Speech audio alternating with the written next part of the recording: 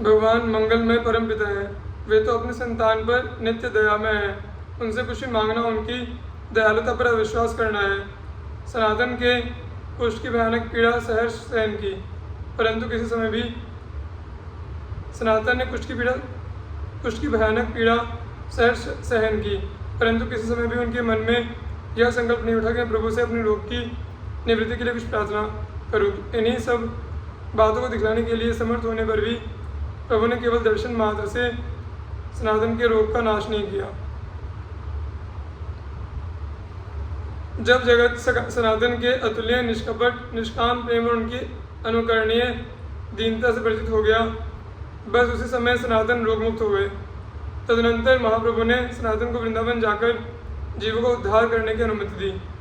महाप्रभु को छोड़कर जाने में सनातन को असीम कष्ट था, परंतु उनकी आज्ञा का उल्लंघन करना सनातन को उससे भी अधिक कष्टकर प्रतीत हुआ।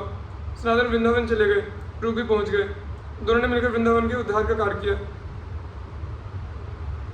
सनातन ने बृहद भागवतामृत, हरिभक्ति विलास, लीलास्तव, स्मरणीय टीका, दिग्दर्शनी टीका और श्रीमद् भागवत के दशम स्कंद पर वैष्णव तोषणी नामक टीका बनाई।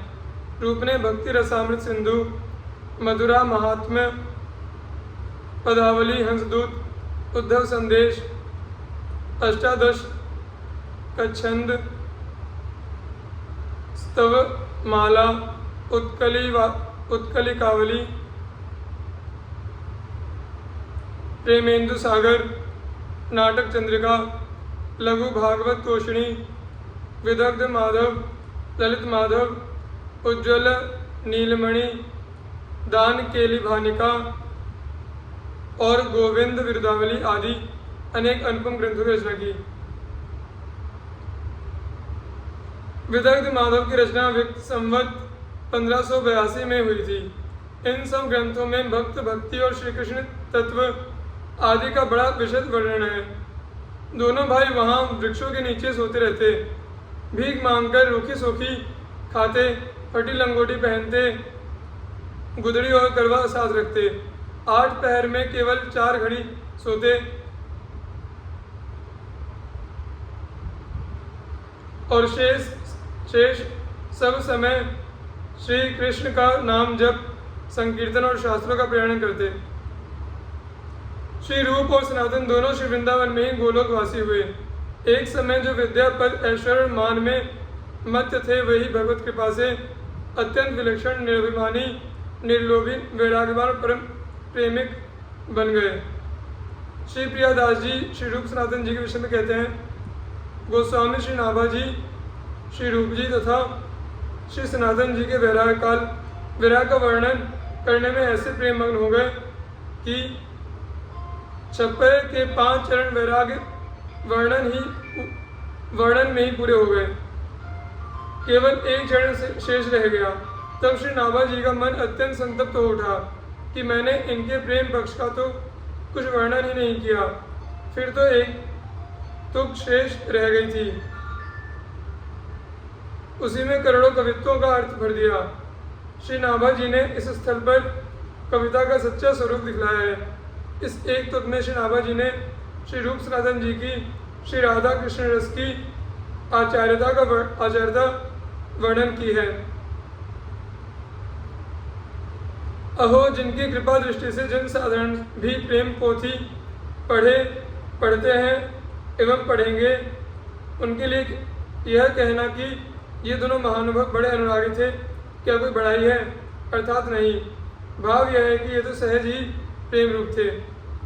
कहत बैराग गए पागी नाभा, स्वामी जुवे गई यो निबर, तुक 5 लागी आँची है, रही एक मांझ धरियो, कोटिक कवित अर्थ, यही ठोर लय दिखायो, कविता को सांची है।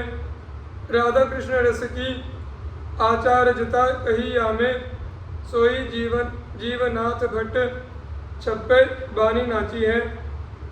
बड़े अनुरागी ये तो कहीं को बड़ाई कहा, अहो जिन कृपा दृष्टि प्रेम पोथी वांची है। काल के कुचग्र से ब्रजमंडल के तीर्थ प्राय लुप्त गुप्त हो गए थे। अतः उन दिनों उन्हें और श्री ब्रजभूमि एवं श्री वृंदावन के स्वरूप एवं रहस्य को कोई जानता नहीं था। परंतु श्रीमद् भागवत में श्री सुखदेव जी ने श्री व्रज वृंदावन के संबंध में जैसा कुछ कहा है, श्री रूप सनातन जी ने वैसा ही प्रकट करके दिखा दिया।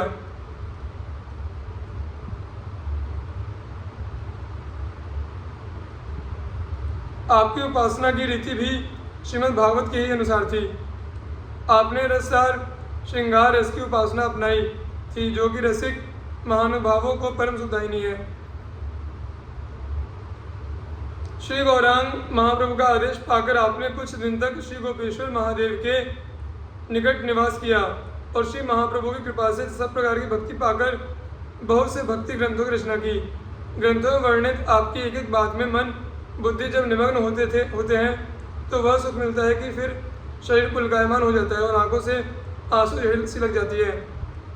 वृंदावन ब्रजभूमि जानत न कोहु प्राय दई दरसाए जैसी शुकमुख गाई है। प्रीति उपासना की भागवत अनुसार लियो रससार सो रसिक सुखदाई है। आज्ञा प्रभु पाए पुनि गोपीश्वर लगे आए, ये ग्रंथ पाए भक्ति भांति सब पाई है। एक एक बात में समात मन बुद्धि जब पुलकित गात झरी से लगाई है। एक समय श्री रूप गोस्वामी जी श्री नंदग्राम में कदम्ब टेर पर भजन कर रहे थे। उसी समय बड़े भाई श्री सनातन जी श्री वृंदावन से आपके पास आए। उस समय श्री रूप जी के मन में यह विचार आया कि आज मैं परम सुखदायी खीर का भोग श्री ठाकुर जी को लगाकर वह प्रसाद पाक अपने अग्रज को पवाऊं। आपके मन में किंचन मात्र यह विचार आया ताकि तत्काल मानव भक्तों को सुख देने वाली लाडली श्री प्रिया जो एक बालिका के रूप में खीर का सब सामान ले आई। उसी सामान से तुरंत रसोई करके श्री ठाकुर जी को भोग लगाया गया और जब वह प्रसाद लेकर श्री सनातन जी ने पाया तो उन्हें अत्यंत प्रिय लगा तथा प्रेम का नशा से छा गया। तब उन्होंने पूछा कि यह खीर कैसे बनी है, इसमें तो अलौकिक स्वाद है। तब श्री रूप जी ने सब बात बताई।